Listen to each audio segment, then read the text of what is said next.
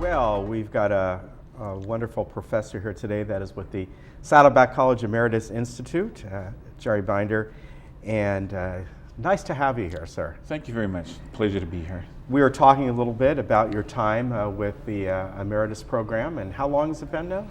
I've been here at Emeritus for 8 years, but I've been in the field of adult education for 50 years. Wow, it's primarily adult then, right? It's like community college and up, basically? Lifelong learning. I was thrown into it in the LAUSD, teaching adults literacy skills, going to retirement centers and meeting people. I was doing this in '62, so I was working with adults who were born in the 1880s and 1890s. Wow, and that's amazing. It was thrilling, just thrilling, and it was love at first sight. I knew this is what I wanted to do. That is great. Yeah. It's a great history, Yeah. And you don't look like you've been teaching for that long. Thanks. That length Yeah. of time, anyway. So this is a wonderful program here. We're going to talk about one of the larger subjects. You were telling how popular philosophy is, right, with the Emeritus program. Amazingly Philosophy so. and humanities. Amazing. Why do you think that is? When you mention the word itself, you know, it gets college students cringing, especially if they're required to choose it. And just, it seems so dull. Yeah. And originally it just started in the streets of Athens by Socrates, who would just go up and start talking to people about everyday concerns, allegiance to the state, fidelity, friendship, love, etc. But it got into the academies. It became very esoteric, very divorced from everyday concerns. That's a good word for it, esoteric. Yeah. That's a perfect word We for invent it. Yeah. big important words like, you know, arcane. Yeah. And since World War II, there's been a wonderful renaissance of what's called people's philosophy. Everyday subjects to talk and wonder and think about. They're held, started in Europe and France. Philosophers went into the parks, public coffee houses, came here to the United States, and it's a now more popular kind of philosophy, down-to-earth topics, lots of books being written about it. You discuss things and see if you can use these intellectual tools and ideas to talk about things that are important in your own life. And that's my emphasis. And so every week I have a lecture. I introduce my students to the great thoughts of other philosophers, and then we talk about where are we on the issue of morality, loyalty, authority, friendships, relationships, love and sexuality. Everyday real topics about people's real lives, and we get to philosophize about it. Well, it was interesting that you bring that, you go back eons ago, and that's what people think, but we do have modern day philosophers. They may not be called that. Right. If any of you have ever watched any of the TED Talks, you see that. Just some, more recent ones. You could say that people that have been in industry, certainly if you ever heard the commencement speech done by Steve Jobs at Stanford, that would definitely fit in that. And it seems like you focus on that as well, some of the so-called modern day philosophers. I'm glad you said that, because in the United States, our democratic tradition makes it possible for almost anyone who's a thinker to be called a philosopher, whereas in Europe the tradition is you better get a degree and you better be part of a foundation or institute or college.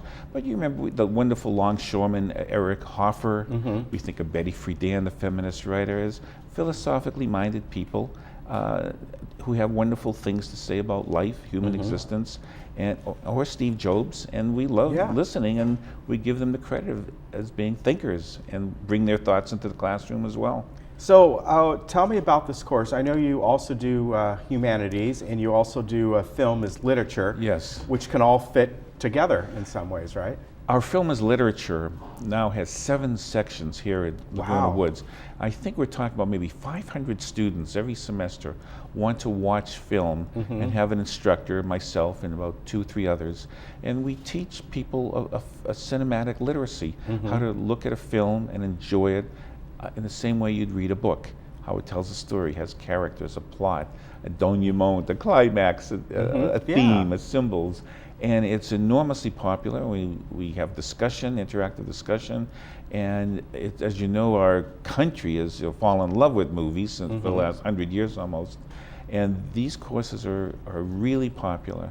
The humanities class that I teach we can't get a room big enough to Wow. get people. I don't know if that's due to me, but it's due, I think, to It may be. the intriguing interest people have in ideas, Yeah. culture, refinement, literature, drama, religious, secular thought. Humanities are about ideas. And as you know, here we have so many curious adults who want to pursue learning. And so these kind of academic classes are just as appealing to Laguna Woods people as our wonderful kinesthesiology and health building classes. So these academic classes are almost like cerebral workouts. You know, you have a physical workout, you can have a brain workout. And as you know, the science of learning for the older mind is so obvious to us what the benefits are now. I can see your enthusiasm. Yeah. And just the way you presented everything in this just couple minutes here, you've just sort of crystallized what these courses are about. Now, I bet when you go see a movie, you really know when it's not written well and disjointed, right? You're like, what happened here? How do we get from here to here? And part of the payoff is when I do ask people at the beginning of each class, well, what movies have you been to this week? As time goes on, over those 18 weeks of a class, I can begin to hear the new language you're using. They can comment on the kind of shot it was or the genre of the film. And so they're beginning to get as aware of what a film is all about, what it's doing, as they are about a book. And so you can see the payoff. People get smarter about things. And that's a great rewarding part of being an instructor. Yeah, I can really see that. And you've been doing this for emeritus for 8 years, but you go back all those other years. Yeah. What are some of the other places that you've taught prior to Saddleback? Well, you know, I love to say that I've been on both informal and a formal track. The informal track, a 10, 11-year-old kid rushing home after school to go read the newspaper to grandma. And my reward was getting told her stories of being in the old country. Yeah. And she'd feed me all kinds of treats. And I think that is what got me started. The magic of being with an older person, helping her understand these complicated words in the newspaper like inferno, incendiary, retaliation. I remember those because it was mainly about the Korean War that I was reading her. And then at the age of 22, being a teacher, and there were no jobs for high school or junior high right then, and they asked me about adult ed. Would you like to go work and teach classes, literacy, history, writing in retirement homes? So I was sent to one in East LA, and I was sent to one in the middle of downtown LA. It had a lot of retired old agitators, IWW people from the days of labor. And it was love at first sight. I was mesmerized. And after that, I went and got advanced degrees. I got a master's degree in the foundations of learning, a PhD in psychology, and I was on my way. I went to work for the Department of Labor.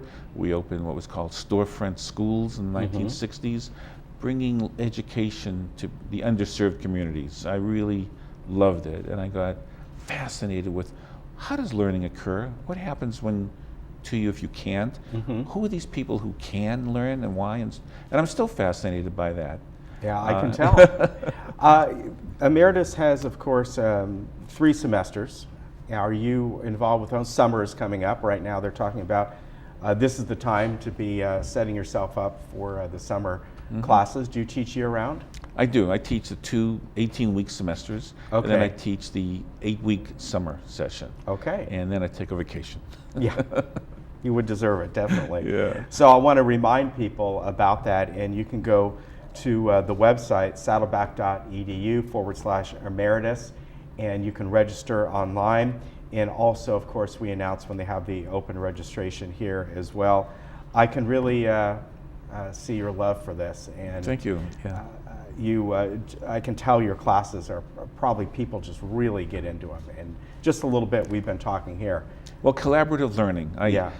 It has to, I think, I just stand there. I know a lot of stuff from books.